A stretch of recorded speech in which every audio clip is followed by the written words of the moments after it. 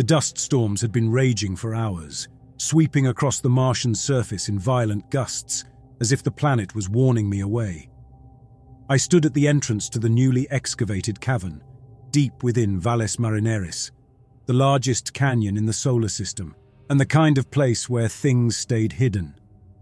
My helmet visor dimmed to filter out the glaring lights from the excavation equipment around me. The crew had left me alone down here per protocol. My work as a historian was a solitary business, and no one wanted to be near the hole in the ground I was about to step into. It wasn't much to look at from the outside.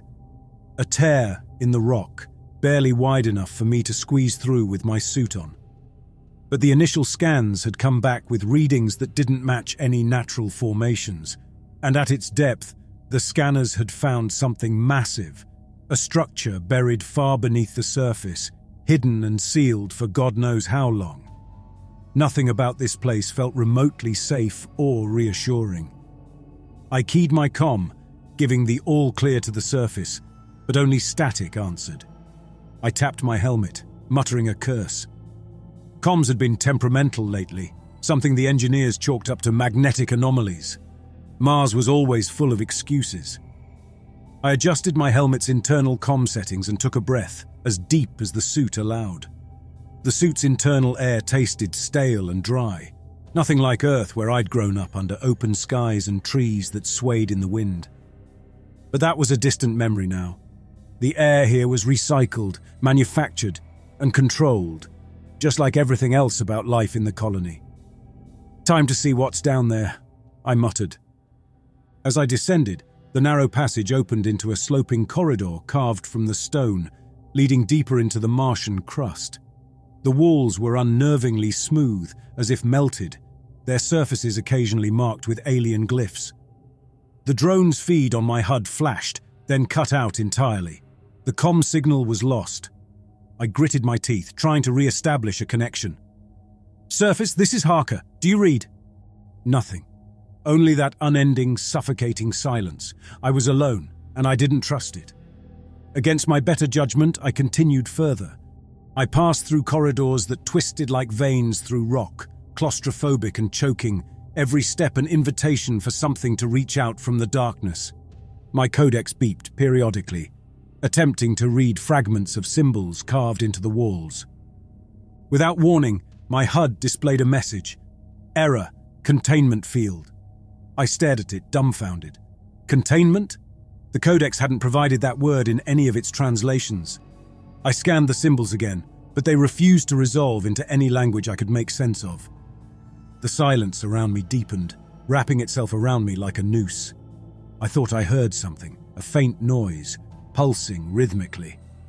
I shook my head, tried to focus. Maybe the suit was malfunctioning, or maybe the pressure was affecting my senses. The noise became louder, not in my ears, but in my bones.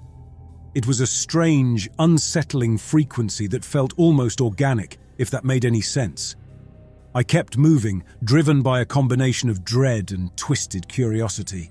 After all, I'd come here to study, to understand, to document.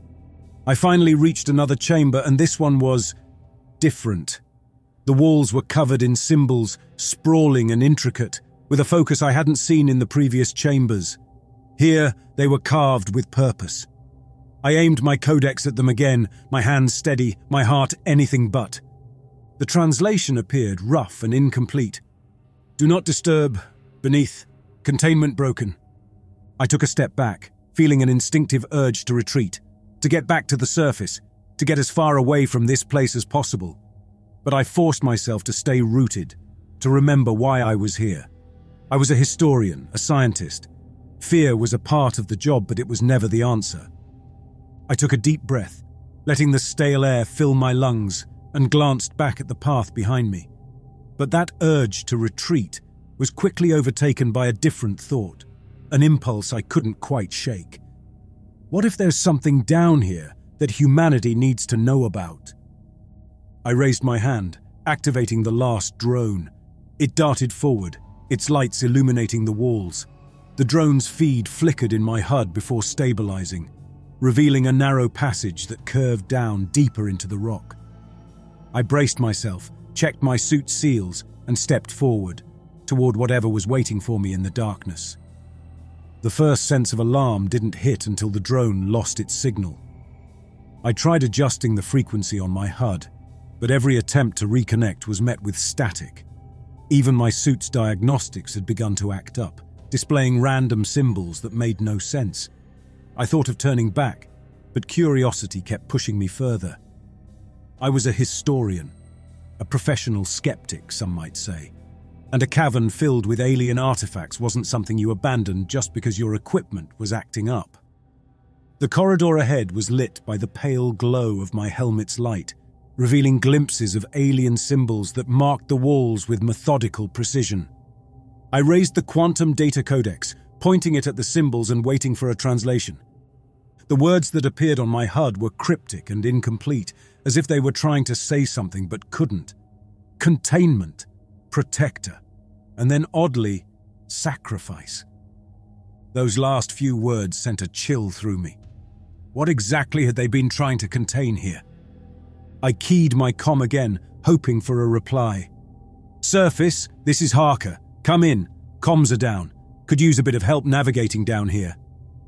The silence that followed was absolute, as if the walls were absorbing my words. My heart thudded in my chest, each beat seeming louder, echoing off stone that had been silent for centuries. The path took another sharp turn, and I found myself in a narrow, claustrophobic corridor. The walls here were different. Slick, almost oily, as if coated with some residue that my gloved hand slid off of like water. The symbols were denser here, etched deeply into the stone, and they radiated an energy that made the skin under my suit crawl. I tried the codex again, hoping it would give me something more coherent. This time, a phrase appeared on my HUD. "Do not disturb what lies beneath." It flashed repeatedly, as if the codex was struggling to communicate the full message. I muttered under my breath, "Great. I come all the way to Mars to get cryptic warnings from a dead civilization." But I couldn't ignore the way the words settled in my mind, like a warning that had been left specifically for me, for anyone foolish enough to come this far. The corridor opened into a new chamber, larger than any I'd seen yet, with a dark floor that swallowed up the light from my helmet. The walls were covered with alien script, spiraling patterns that drew the eye inward, almost hypnotic in their intensity. There was something unsettlingly organic about it. My codex beeped, and a new word appeared on my HUD: prison. I froze, staring at the word as it flashed on my display. A prison meant there was something here. Something powerful. Something dangerous. But what? And why was it hidden so far beneath the surface? My pulse quickened, and I took a step back, the urge to flee finally overpowering my curiosity. But as I turned to leave, a deep, throbbing hum began to resonate through the chamber, a vibration that rattled my bones. I took another step back, glancing around the chamber, searching for the source of the sound. But there was nothing. Just stone and symbols, cold and unmoving. Yet the hum continued, getting louder, stronger, until it was almost a pulse, rhythmic and unrelenting. I raised the codex, desperate for answers, and pointed it at the nearest set of symbols. The translation appeared, broken and incomplete. Protector. Lost. Containment. Failing. A chill settled over me. Containment failing? That wasn't part of the plan. I was supposed to be documenting history, not stumbling into some ancient nightmare. And yet here I was, standing in the middle of a prison alone, with no way to call for help. I took a step toward the exit, but the hum intensified, shaking the walls, filling the air with a sense of dread. This prison had been designed to hold something dangerous, something the alien builders had gone to great lengths to bury, and now it was waking up. I backed up, tripping over my own feet, my breath coming in short, panicked gasps. My comm crackled, and for a second, I thought I'd finally reconnected to the surface. But the static resolved into a raspy whisper that made my skin crawl. I strained to make it out, heart hammering in my chest. "Can you hear me?" I froze, the words sending a spike of terror through me. This wasn't possible. There was no one else down here, no one who could be speaking to me. And yet the voice was there, faint but insistent, pressing into my mind. My HUD was flashing warnings, error messages scrolling across the display, my suit's systems faltering one by one. I was trapped, alone in a prison built by a civilization that had vanished millennia ago, and whatever they had locked away was trying to reach me. Desperation took hold and I turned, scrambling toward the exit, but the voice followed. "You cannot leave." I shook my head, trying to drown it out, trying to focus on the path ahead, but it was no use. The voice was inside my mind, slipping past my defenses, a force that was neither human nor alien, but something altogether other. I hadn't gone more than a few meters when my helmet light fell on a sight that made my stomach drop. Partially obscured by shadows against the wall was a form unlike anything I'd ever seen. I approached cautiously, raising my light to get a clearer view. The shape became more defined, revealing a figure slumped against the stone.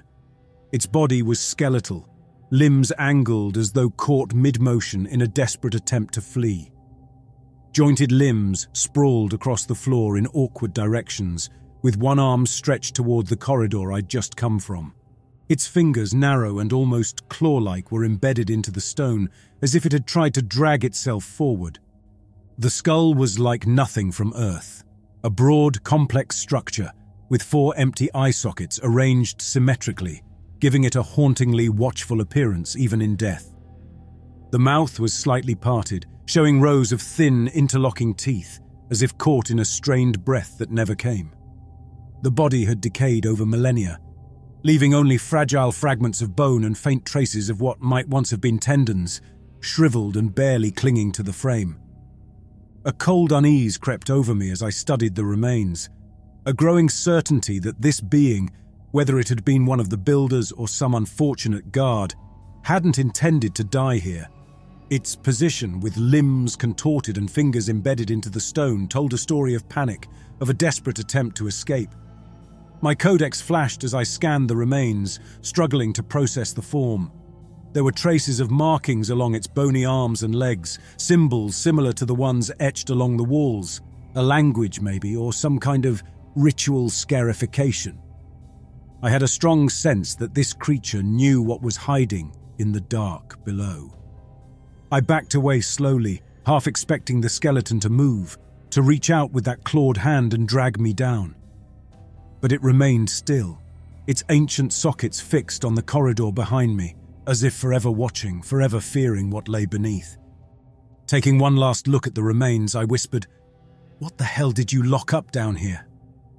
No answer came, just the oppressive silence. The path back was gone. I'd turned around twice, maybe 3 times, tracing my steps through these winding tunnels. Yet every passage looked the same. Bare rock walls, dimly lit by my helmet, all marked with the same curling symbols. My heart pounded as I forced myself to stay calm, to slow my breathing. There had to be a way out. I just needed to retrace my path, but each twist seemed to lead me further in, pulling me toward the depths I had no intention of reaching. As I moved forward, trying to find anything familiar, my light fell upon another set of remains sprawled against the wall. Another one of them, its limbs bent sharply, caught mid-flight, as if it had collapsed just shy of safety. Its 4 empty eye sockets seemed fixed forward, staring down the path ahead, as if even in death it feared what lay behind. I swallowed, keeping my focus ahead, but I hadn't gone far before another body came into view. This one was different, its arm reaching outward, fingers splayed, fractured bones jutting at odd angles. There were cracks along its skull and torso, signs of blunt force, as if it had tried to force its way through a barrier or something had forced it back. With every step, the remains became more brutal, their positions more panicked, each body displaying new signs of violence. Some had shattered limbs or broken fingers. Others bore fractures along their ribs, evidence of collisions or brutal impacts. It was as if they had fought, scrambled, done anything possible to get away from something in the depths. Whatever had once been alive here had fled with a terror so profound they'd torn themselves apart in the process. The further I pushed into the tunnels, the more treacherous my surroundings became. Every path, every turn, seemed to pull me further from any hope of finding the exit. The tunnels began to narrow, walls pressing in, making my breaths feel shallow, compressed. A shiver ran down my spine as my HUD flashed a warning. Abrupt temperature drop detected. Before I could adjust, my visor started to frost over, a thin layer of ice creeping up from the edges. I wiped at it with my glove, but the cold settled into the material, stubborn and unyielding. Even through the environmental controls in my suit, I could feel the bite of it, a chill that shouldn't be possible in a fully sealed suit. I'd read about pockets of trapped gases on Mars, but this was different, malicious, as if some hidden force wanted to slow me down, to stop me from leaving. The floor cracked in places, the rock beneath my boots shifting under even the slightest pressure. More than once, a few steps sent loose stones skittering across the floor, bouncing off the walls and echoing down the darkened corridors. When a chunk of ceiling fell beside me, narrowly missing my shoulder, I staggered back, watching as a crack raced up the wall like a fissure through glass. The structure felt as though it was on the edge of collapse, waiting only for the right moment to swallow me whole. Another warning flared on my HUD. Structural instability detected. Exercise caution. Yeah, no kidding, I muttered, forcing my steps to be slow, controlled. I couldn't risk any sudden movement. As I edged further along, I noticed a faint mist seeping out from thin cracks in the walls. It was a shade of green, with a luminescent quality that made it stand out in the gloom. The mist coiled, snaking along the floor toward me. Instinctively, I took a step back, but the mist followed, weaving through the stones, drifting closer with persistence. "What the hell?" I whispered, watching as the green fog crept up to my boots, wrapping around my ankles. It left a slimy residue on my suit, a thin sheen that stuck to the material as though it were clinging to me. I tried to brush it off, but it only spread, refusing to let go, creeping slowly up my suit. A prickling sensation crawled over my skin beneath the suit, an itch I couldn't scratch. My equipment, already strained by the depths, seemed to be giving up under this unseen pressure. I felt screws loosening in my tools, small metal parts corroding and flaking off as if they'd aged 100 years in a matter of minutes.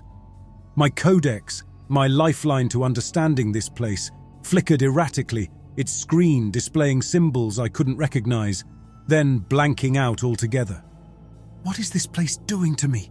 I whispered, voice tight with the strain of trying to ignore the chill creeping up my spine. Every piece of technology I depended on was failing, corroding, as if everything here was breaking down faster than it should. I felt something cold and sticky against my leg.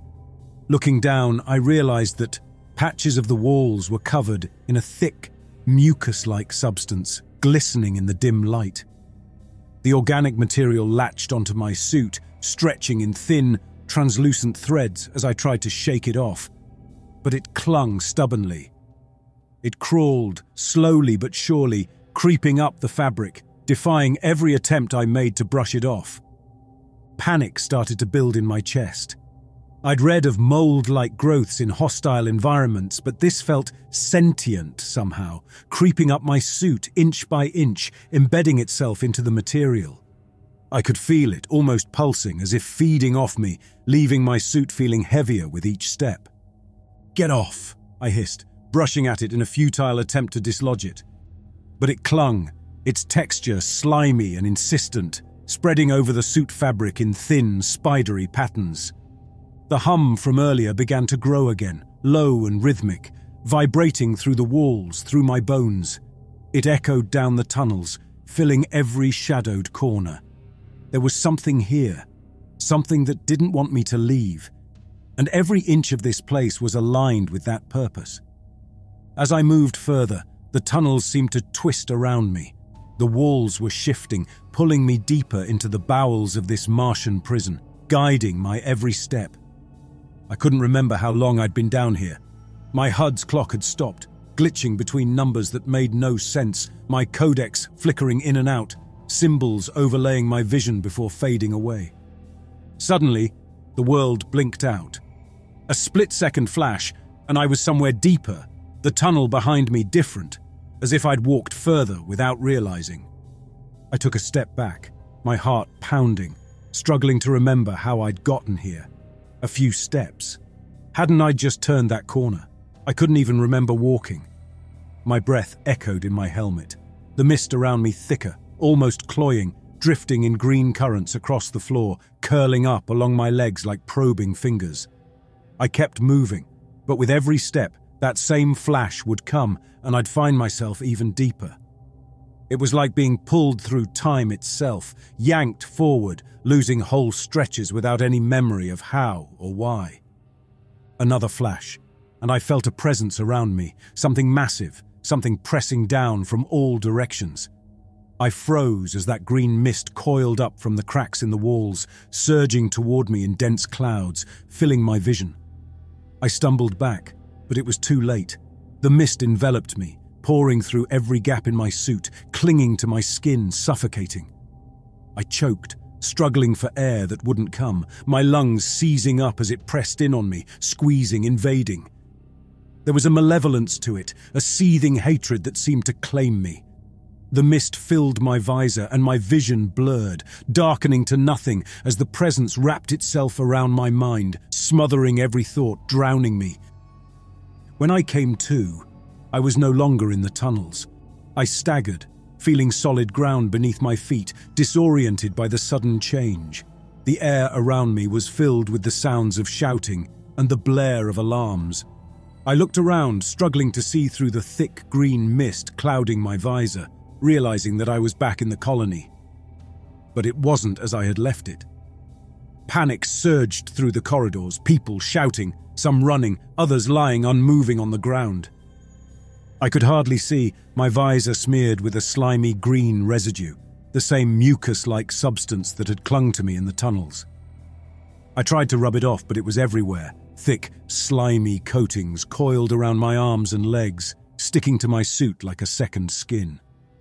The mist seethed from my body, spreading outward, seeping into the walls, trailing along the floor like a living thing. People scattered as I approached, their faces twisted in horror as they looked at me. I tried to call out, to tell them it was me, Harker, that I wasn't here to hurt them, but my voice came out as a rasp, thick and choked. The green mist appeared to swell from me, becoming more substantial and heavy, filling the air around me until even my own movements felt labored, weighed down by the slime coating me. I could hear the screams, the sound of bodies dropping to the floor, the wet thuds as people fell, clutching their throats, gasping for air as the mist poured over them. I took a step forward, but the world blinked out again. When I blinked back into awareness, I was no longer in the colony. I felt the low hum of engines beneath my feet, saw the confined walls of a spacecraft around me, monitors blinking on the control panel ahead. I was seated, strapped into the pilot's chair, the lights dimmed. The mist permeated the air, swirling in thick clouds, coating the consoles, seeping through every crack and crevice, a living, breathing entity that moved with a purpose I was only beginning to comprehend. I glanced at the viewport and a chill ran through me. Outside, Earth dominated the view, nearing rapidly with every second. Somehow, I was in a ship bound straight for Earth, carrying with me the very thing I'd unleashed in the Martian tunnels. The entity had taken me over, commandeered my body, my mind, everything I was, and it had one goal: to reach Earth. I tried to fight, to claw my way back to control, but my hands wouldn't move, my body refused to obey. I was a prisoner, trapped inside my own mind, watching helplessly as the ship hurtled toward Earth, as I brought the very thing we'd been meant to contain into the heart of humanity. Another flash, and I was no longer on the ship. I stood in the middle of a city, skyscrapers towering around me, the streets wide and bustling with life, life that was crumbling into chaos before my eyes.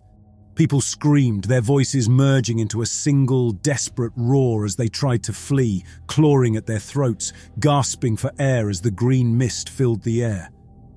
It poured out from me in thick, suffocating waves, spreading across the streets, spilling over cars, creeping up buildings, draping itself over everything it touched, like a living infection. I looked down at my hands, coated in the same mucus-like slime that now covered everything around me. I could barely see through my helmet, but I could feel the presence inside me, a dark, insidious force using me, spreading itself across the world. People dropped in the streets, their bodies limp and lifeless, their skin covered in the same green film that coated me. The mist filled the air, thick and toxic, pressing in from all sides, seeping into every corner of the city, consuming everything. I wanted to scream, to tear myself free, but I was trapped, helpless, forced to watch as the entity spread, as it took everything I loved, every place I'd ever known, and twisted it into a nightmare. The last thing I saw, as the green mist blanketed the city, was the sight of bodies piling in the streets, buildings draped in slime, and cars, lights and lives swallowed by the thick, consuming haze. The presence held me in a grip I couldn't resist, filling me with a sickening awareness that this was no random destruction. It was a retribution, a reclaiming of something ancient and buried. Humanity had believed it was alone, conqueror of the stars. But there were things out here, vast and indifferent, that saw us only as intruders. The green mist seeped from me in waves, spreading over the city like a dark revelation. And I couldn't help but feel like an unwilling prophet of its ruin. There was a bleak understanding settling over me, a certainty that this entity, this force, had only used Mars as a stepping stone. And in my own curiosity, I had become its vessel, a harbinger bringing ancient wrath back to the cradle of humanity.